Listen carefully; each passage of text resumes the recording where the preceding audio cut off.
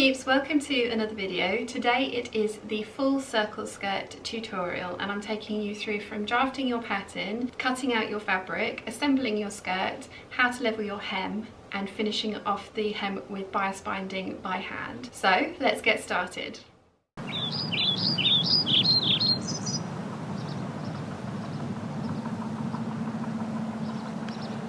Okay, for your circle skirt you're going to need the by hand London circle skirt calculator, your main fabric. You're going to need tape measure, long quilting ruler. This is a 24" by 6" ruler. It doesn't have to be a quilting ruler, just a long straight edge. Tape, pattern making paper, a pencil, pins, sewing machine, and a medium weight interfacing, which I don't actually have here to show you. And bias binding, and that's my preferred way of finishing a circle skirt. I forgot to tell you that you're also going to need an invisible zipper that will match your fabric. Now personally, I actually like quite long zips in my skirts because there's nothing worse than using a short zip and then having to put my skirt on and off over my head, and that is usually an issue for me because I have very large hips in comparison to my waist measurement, and if I had a short zip in it I would have to put it over my head. So I'm using a 16" zip, but you want around sort of 12 inches at least, I would say, for your skirt. Words, I can use them.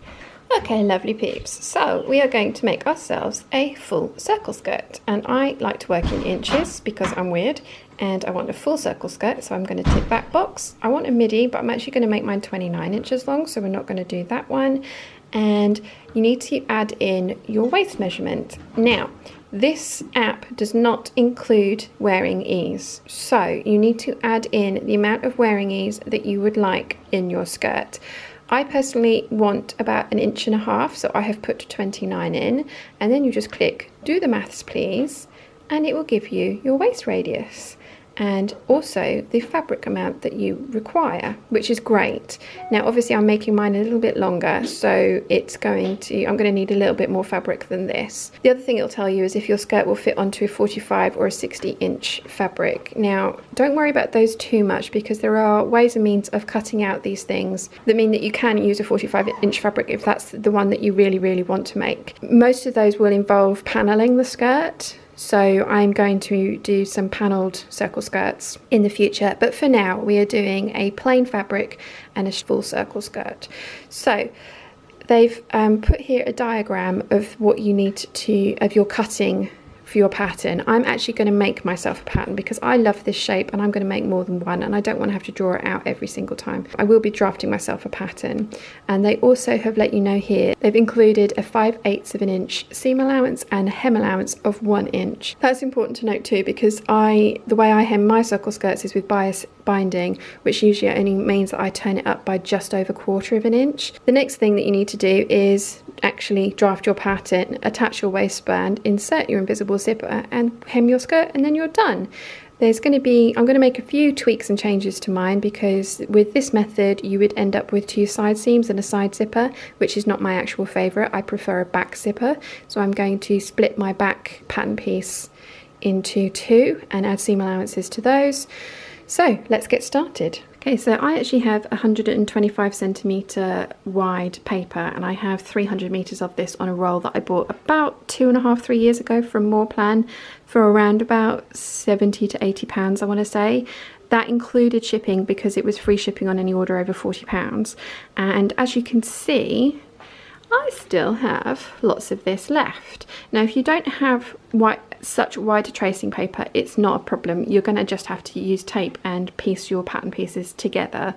But to begin with, you're going to need a nice large piece of pattern making paper so that we can start drafting our circle skirt. I've got myself a super large piece of pattern making paper. As I said, don't worry if you don't have any access to anything this large. What you're going to need to start off with is a piece that will encompass your radius. For me that was 4.5 inches, which this easily does, so I'll be able to draw a line 4.5 inches there, 4.5 inches there, and then from that corner point match them up and draw my radius in. Once I've got that done, I can, if I was using smaller paper, I could then tape extra pieces of paper to it to make a piece of paper big enough for my pattern piece. Right, after that, what you want to do is, this is the straight edge of the paper, and I have just marked with my ruler, I have lined up along the straight edge there, and then I have marked a right angle on there, and I'm going to be measuring my radius from this pivot point here. So mine was 4.5 inches, so I need to mark 4.5 inches there, 4.5 inches there, and then from there I need to join those dots up all at 4.5 inches. So I'm going to do that now.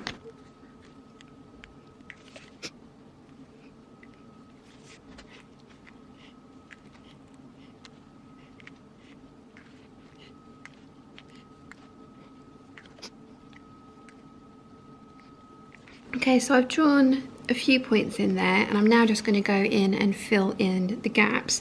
So I'm using this corner of my tape measure, and I'm putting that on the corner point, the 90-degree angle that I made with my parallel line and the edge of the paper. So I'm now just coming down to 4.5 inches, which was my radius measurement, and kind of filling in the gaps just to make it easier when I come to cut this out.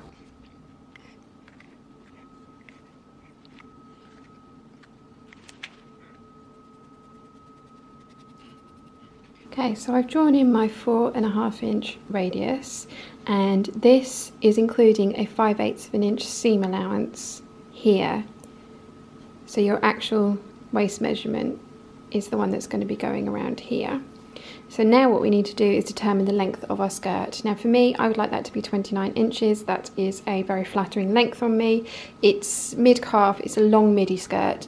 What you need to do is find a skirt that you like and take the measurement from that one, or put your tape measure at your natural waist, drop it down, and get somebody else to kind of show you what the measurements are in a mirror so that you can decide which one that you like for yourself.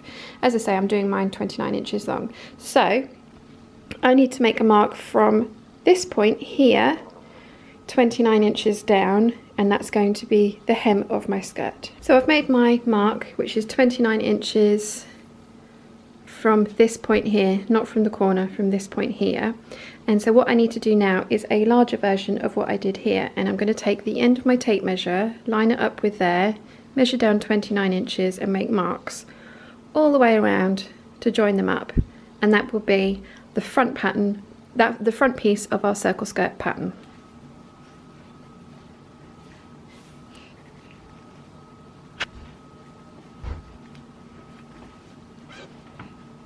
So as you can see here, I've just drawn loads of little dash marks all the way along the 29 inch mark, and I'm going to join those all up, and then our front pattern piece is going to be complete.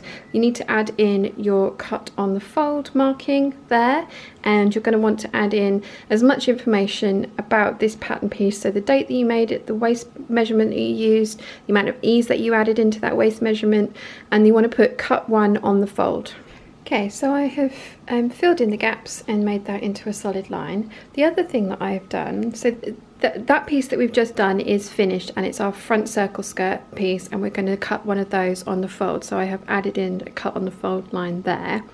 Now the other thing I've done is I've then gone and added another 5/8 of an inch seam allowance onto the side of the pattern piece. Now, as I said earlier, the seam allowances are built into the by hand London calculator. So there is already seam allowance here, and there is already actually seam allowance on this inside piece here. Now, I want to cut my back piece into 2 because I don't want to put in a side zipper, I want a back zipper. So what I've done is add another 5/8 of an inch seam allowance, because we're going to cut our back piece not on the fold. So we've got 5/8 of an inch seam allowance there. Technically we've moved it from here over to there, which means we need to add another 5/8 of an inch seam allowance, so I've added it on here. Now I'm actually going to trace a completely separate pattern piece for my back, because I know what I'm like and I will forget, and then I'll cut it out like this and I'll get it wrong, and then my skirt will be too big. So I'm going to actually trace another pattern piece. What you can do, however, is you can fold along this line, the original line that you drew, you can fold your seam allowance in. So as long as you make a note of it, and then you can fold that seam allowance in and cut one on the fold, and then fold that seam allowance out and cut 2 individual pieces with this seam allowance included. Personally, I know what I'm like, so I'm going to draw myself another pattern piece and label it. Okay, so I've laid my pattern making paper over the top of the other one. I've traced that piece out. I have put on the extra 5/8 of an inch seam allowance there, so that now means that I have seam allowance both sides, and I have written on all of my details, so the date, who it's for, the size, and that's including the 1.5 inch of wearing ease that I added to my waist measurement. So my waist measurement is 27.5. What it is, so it's a full circle skirt pattern, it's the back and you want to cut 2, then you want to add your grain line. Now if you're cutting this on the fold, your cut on the fold mark serves as your grain line, so I'm using that as my grain line indicator for this pattern piece as well. Okay, so the final pattern piece that you're going to need is your waistband, and that is going to be the length that you have put in as your waist measurement on the app, so inclusive of your ease, so 29 inches. I like mine to be about 1.5 inches wide, and I cut 2, so I do not make a wide one and fold it in half, because I prefer to finish mine with understitching, and the way I install the zipper, I think that's much cleaner. So I've drawn myself a 29 inch long rectangle, which is 1.5 inches wide. That does not include any seam allowance. So I need to add 5/8 of an inch to every single side of my pattern piece. These 2 ends, because that's where the zip's going to go in. This end, because that's where it's going to get attached. This is the bottom, arbitrarily, but this is the bottom. So this end I'm going to add seam allowance so it can get attached to the skirt. And then this end I'm adding, this is the top, and I'm adding seam allowance here so it can get attached to the inner waistband. So I'm going to do that. I'm going to draw a 5/8 of an inch larger box around this one and then cut that out. So I've added my seam allowance the whole way around, and now I'm going to cut that piece out. And again, I just want to write on here today's date. It's for me. I've put on, it's the waistband for the full circle skirt. I've put on it's 29 inches long, including the 1.5 inches of wearing ease. I want to cut 2 of these, and I've included that I've added a 5/8 of an inch seam allowance, because just in case you forget, it's handy.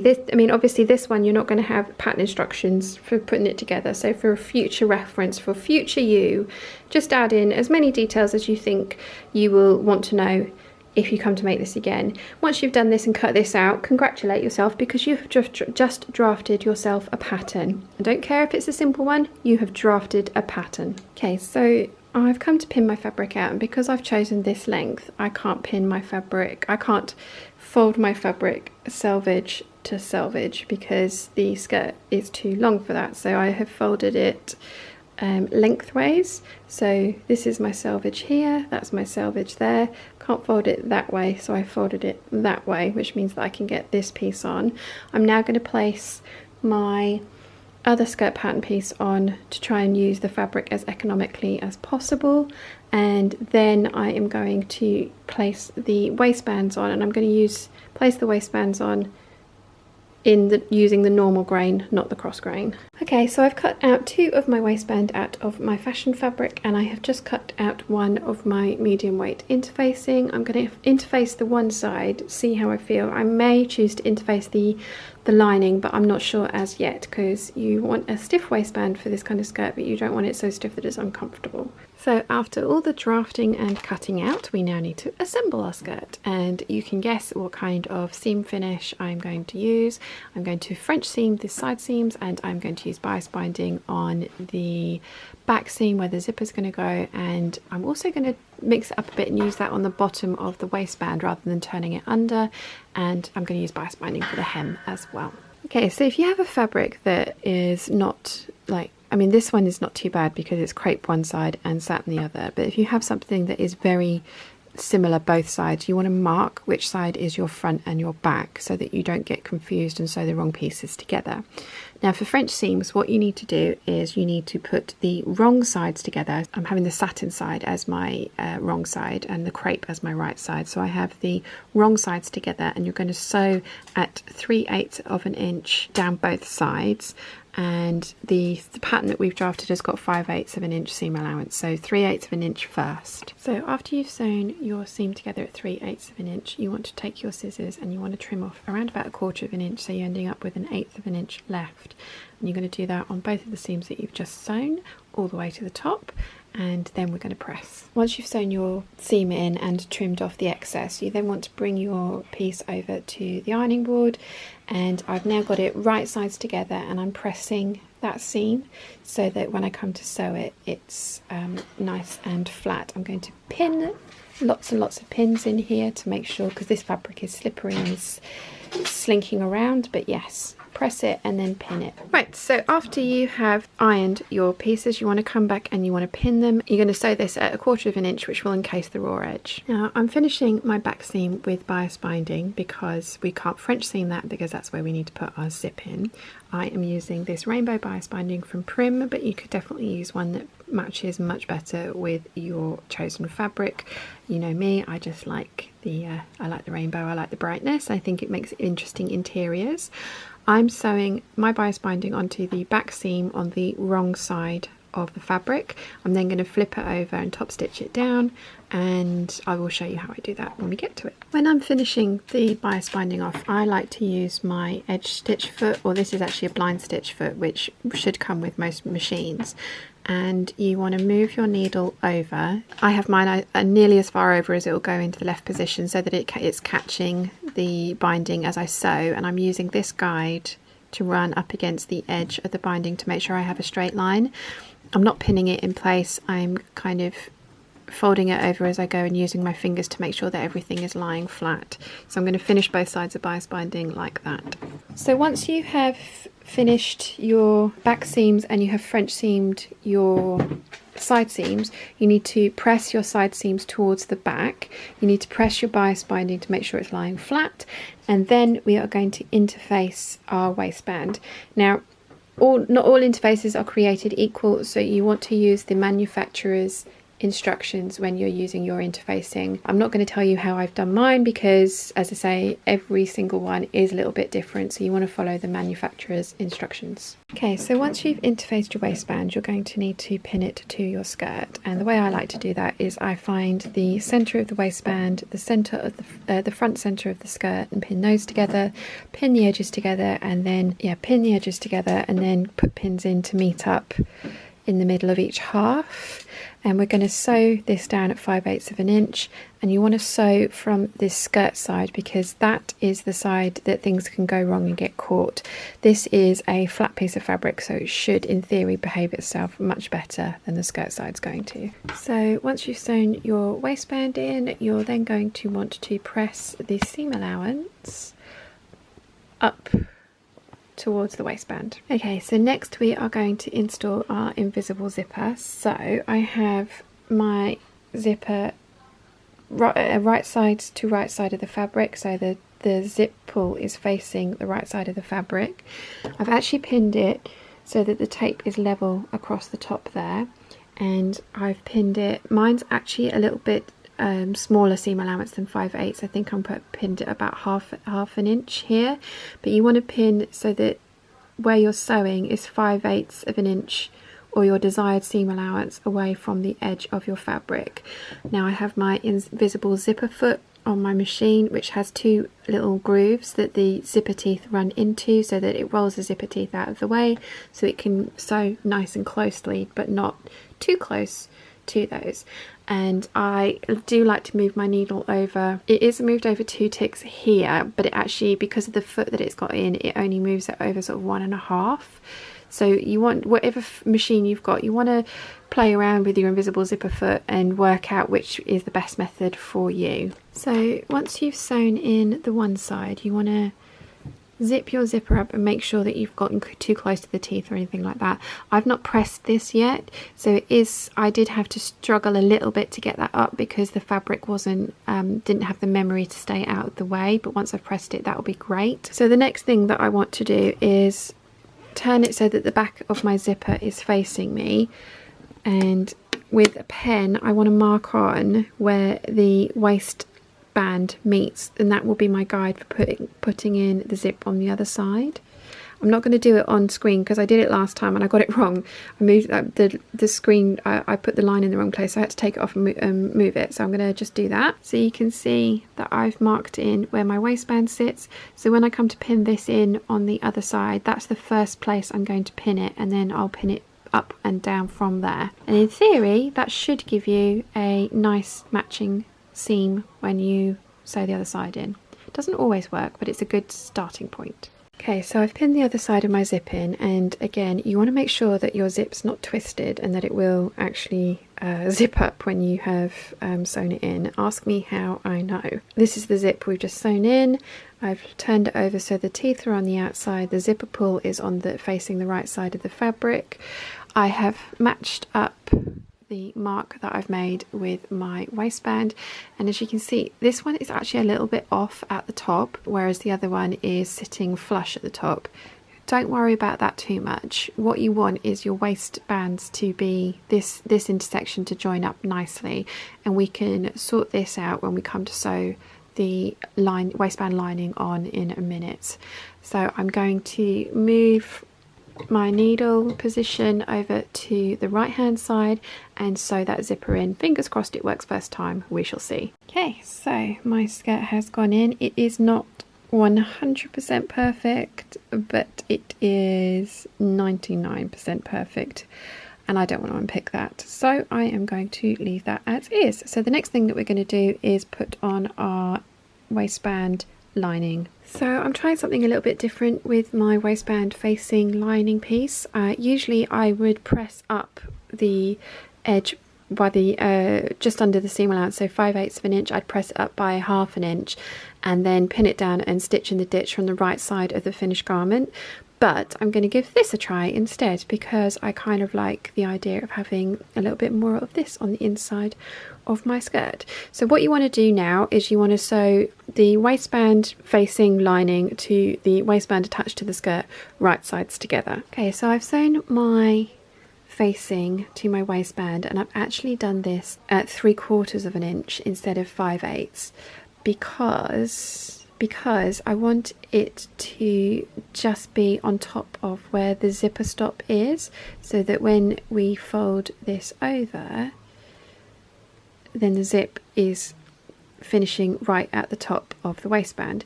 So what we need to do now is press our seam allowance up towards the facing, and then we are going to understitch along the facing lining piece. Okay, so once you've pressed your seam allowance up towards the waistband facing, you want to understitch the waistband facing to that seam allowance as close as you can the whole way along, and then you're going to press it again. And the reason that we've done this is just so that the waistband facing lining piece is encouraged to stay on the inside of the garment when you're wearing it. So the next thing that we want to do is finish off the waistband facing to the zipper on the inside, and we want to do that so we end up with a nice clean finish like this. So I'm going to show you how I've done that. You're going to need your regular zipper foot. Okay, so what you want to do is you want to, this is the facing piece, and you want to pin that and roll that over. So I actually like to make my waistband sit a little bit further out than the skirt when I'm sewing this down, because we are sewing this close to the zip but not up to the zipper teeth. There ends up with an extra little bit of fabric, which if you do it this way, that kind of accounts for that. That's not a very good description, but I think it'll be easier to see once I've finished it. But so this is what you want to end up with.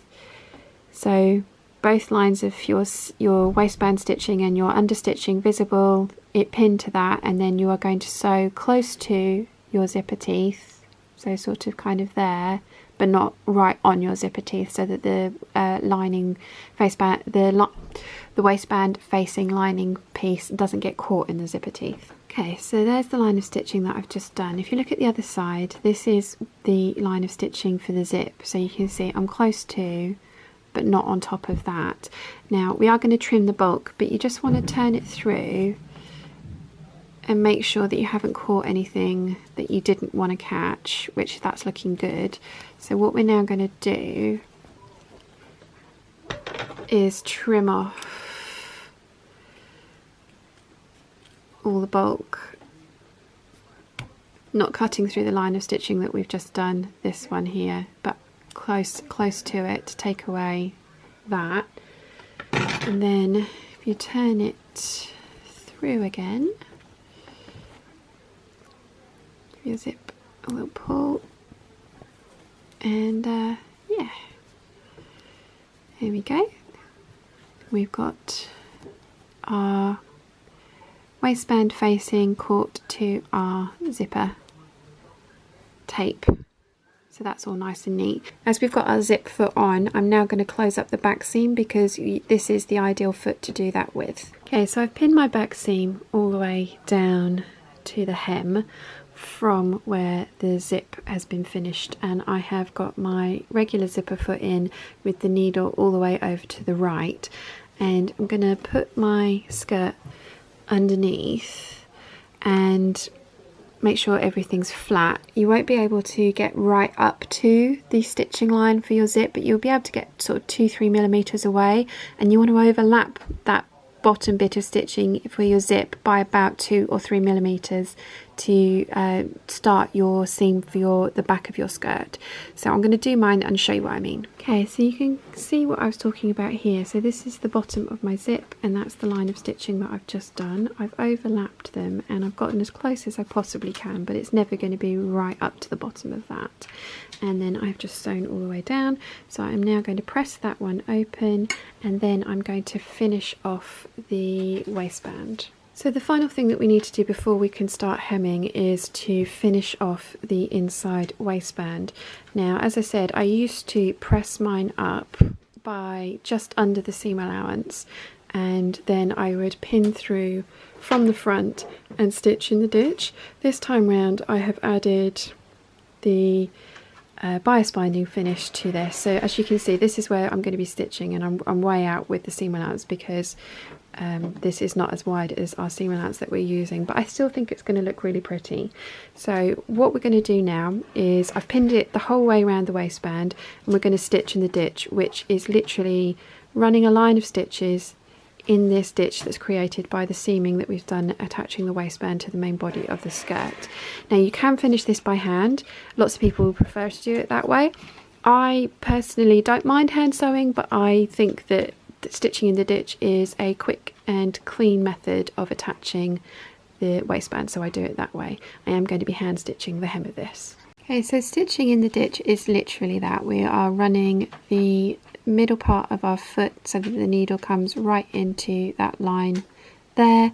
When you're sewing it, you want to kind of not pull too much, but you want to make sure that you really are hitting the ditch. Don't hitting the skirt side's not too bad. You really don't want to hit the waistband side with your line of stitching, so just kind of give it a little tautness as you sew, so that you are definitely getting into the ditch. Okay, so there's my stitching in the ditch. Crepe is a very forgiving one for this kind of thing, because it has that wobbly nature, so you can't really see it. And then on the inside, as you can see, my waistband is attached, so all of the raw edges are enclosed. Now, if you can see here, I didn't start my stitching at the ditch in the ditch right at the very end there. I started it about 1/2 inch in from the edge. And the only thing that I'm going to have to do is just, for me, I'm going to turn that up and just tack that little bit out of the way so that that behaves. But that is everything that we can do on our skirt done until the bias has dropped. So we need to hang it up and let it do its thing. This hasn't been hanging at all. This is just from me sewing it. Look how much that has gone crazy on the bias. That's massively dropped. So I'm going to give that 24 hours and I'll show you how I even it out later. Right, so for this process I have a tailor's dummy, and I also, this is the hem marker that comes with it, which has different heights marked onto it. For me, I prefer working with the skirt up higher, so I'm actually on the dining room table here, rather than having it on the floor and having the mannequin adjusted to my height. It doesn't necessarily matter how far off the ground that you're going to be cutting, as long as you find the shortest point and use that the whole way around, that's fine. The other thing you're going to need are some sharp scissors. I've got my silk pins because this is a fine fabric. If you were using something that's less fine, you can use different types of pins.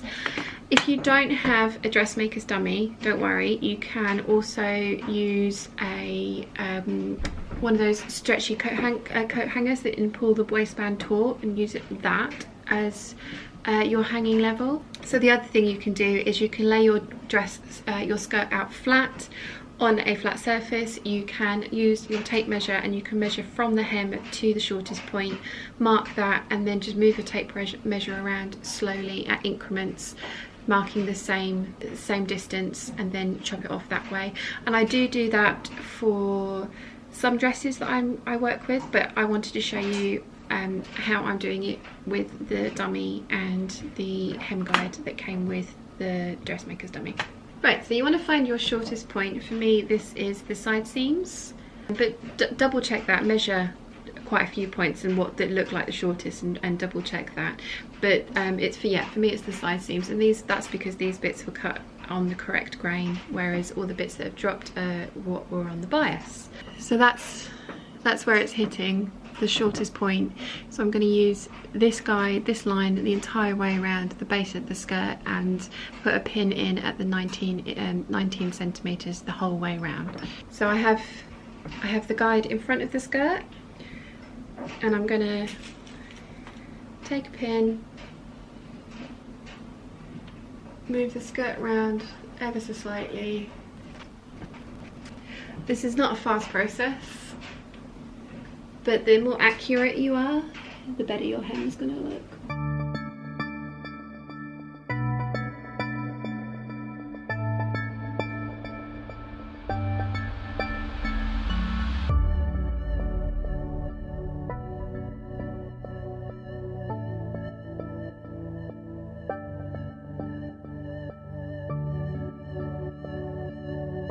So as you can see here, I've got a very closely spaced line of pins going around, and the bias is going up and down depending on the area of stretch in the fabric. But you want your pins to be very close together, so because these are going to form your cutting guide when you have all of them in.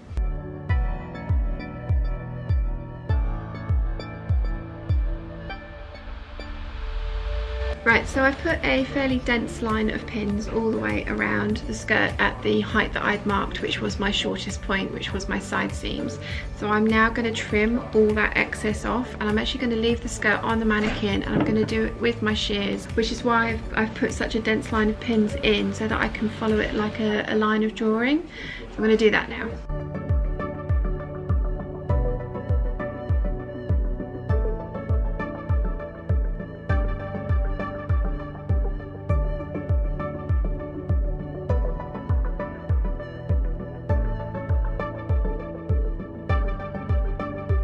Okay, so I have levelled my hem off. Now I need to go and sew the bias binding onto it, but let's just have a look at this. It's gone from practically nothing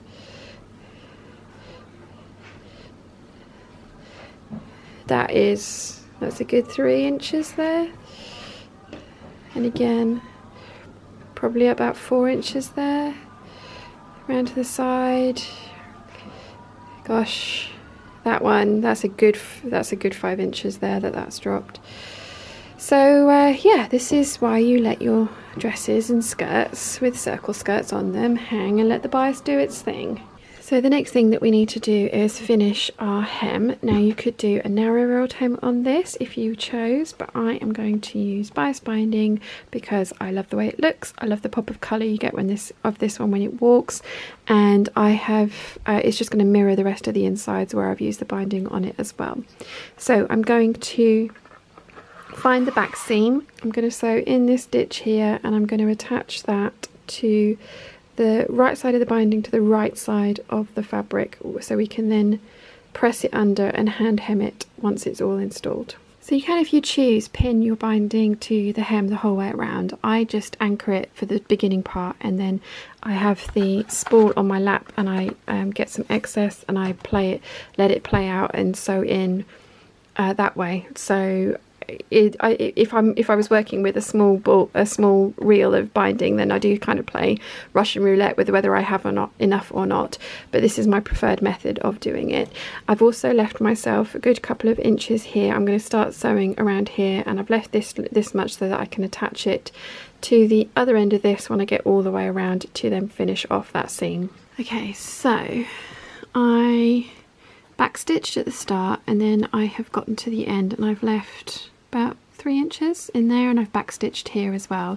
This is still on the roll. So what we want to do now is close up this final few inches. So I'm holding the fabric in these fingers, and then the other side in these fingers, and then I'm going to kind of pull the bias binding so that it meets at the right length, pin it, whoops, try not to knock the camera over, pin it through, and then see.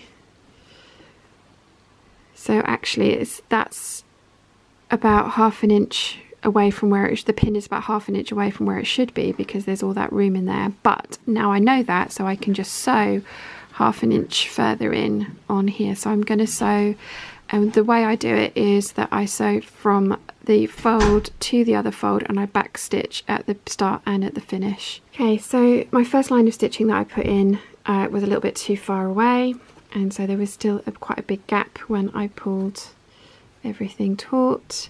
But now everything seems to be sitting quite flush. So what I'm going to do is now I'm going to trim off the excess. Don't do this before you've gotten it right, because if it's not quite long enough, you're going to cry. And again, ask me how I know. So trimmed off the excess rubbish. I'm going to put this is still attached to the reel.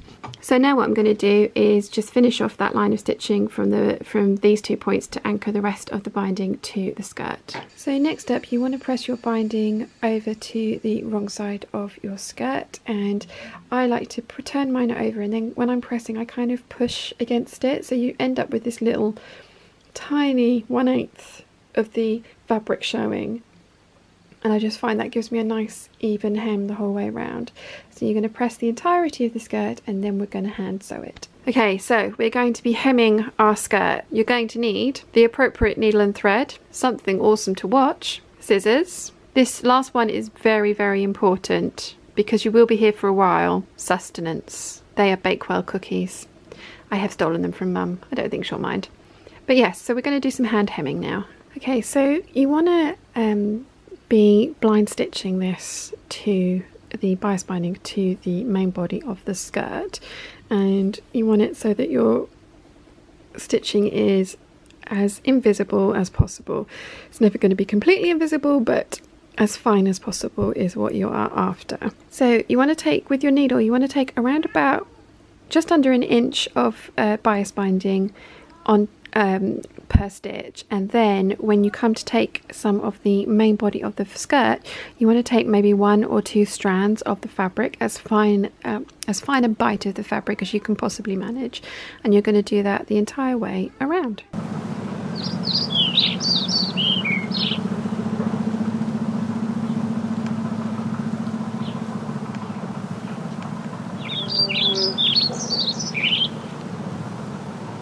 really hope you have enjoyed this tutorial. I'm not quite sure how it ended up being about 40 minutes long, but fingers crossed I've gone into more than enough detail for you. However, if you do have any questions, let me know in the comments box down below. I will be happy to try and help answer them. So I really hope you've enjoyed today's video. If you have, please give it a thumbs up. If you haven't yet, please subscribe, and I'll see you again very soon.